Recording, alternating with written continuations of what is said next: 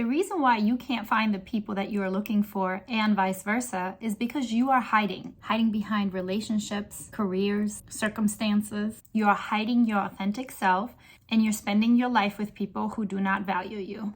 Why? Because you're afraid that they're going to abandon you. Meanwhile, you're abandoning yourself. Hey, my name's Nasra. I'm your certified mind-body connection coach and licensed hypnotherapist. And here is how you learn how to reconnect with your internet. Let me ask you this. Do you get extremely anxious whenever someone is not responding to your text? Maybe their tone or their energy is changing, or their mood switches for no apparent reason. Maybe it even feels like they're pulling away a little bit. Do you then obsess trying to figure out the reason? Was it me? Is it something I said? Maybe I did something, or maybe it's something that I didn't do.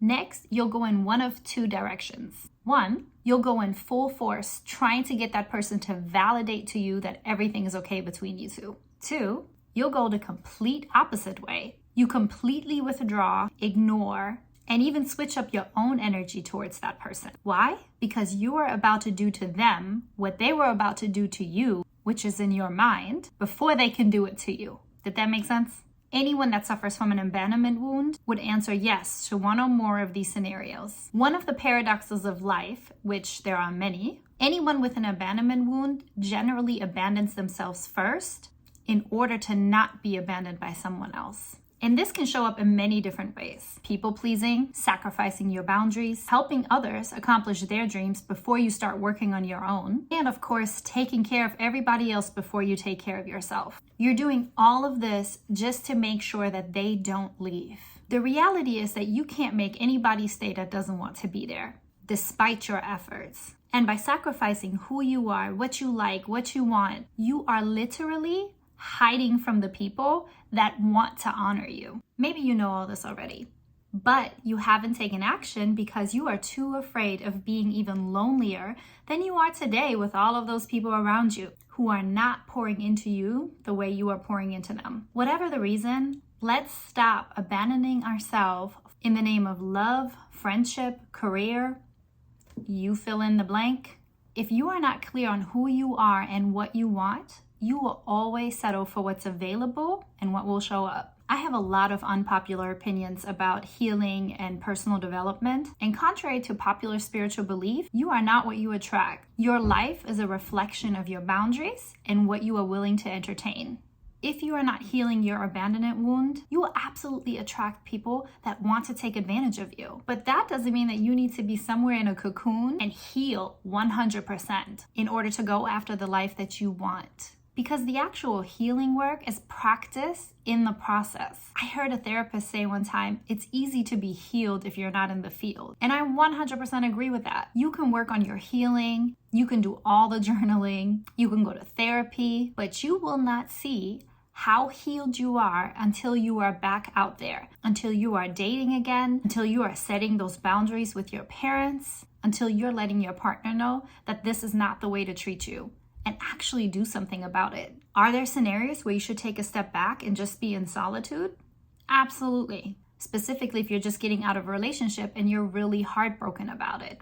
I do not recommend you getting back out there and just start dating again. But after some time, you should definitely put yourself back out there. And while those lessons are still fresh from the last relationship, take that on into your dating experience. Not to point out every little thing, but to take inventory of your triggers. And also practice setting your boundaries. Practice speaking up for yourself. Practice saying, no, thank you. Practice walking away. Not from yourself, but from people that are not in alignment with who you are, where you are, and where you want to go. Have you ever taken inventory on how much it actually takes from you to sustain these types of relationships? Did you realize that the people that you're looking for can't find you? So here are 3 things I want you to do starting today. 1, take a hard and honest, keyword honest, look at your relationships and your career. Become very clear on how much it takes from you to sustain them. Like, what are you doing? Are you always the one calling? Are you always the one texting? Are you always the one overworking? 2nd, write down the parts of yourself that you are hiding and maybe even sacrificing just to sustain those relationships. This is a powerful one. Who can you not be around your partner, your friends, your family, your job? A lot of companies are talking about bring your whole authentic self to work. Can you? Third, begin taking action by becoming in tune with your intuition. Pay attention to how you feel every time you say yes when you really wanted to say no. You know it wouldn't be me if I didn't add a quote in here, right? You are not required to set yourself on fire to keep others warm. Joanne Crawford, 1942. This is not new. We've always struggled with our boundaries. Everybody has. And it is a muscle that you can build. And that muscle will give you the strength to never abandon yourself again. Now, if you need help with that, you know I'm here for you. Understand that your well-being is your currency. If you don't have emotional, mental, and physical health, everything in your life will be affected by it. Your job, your money, your relationships.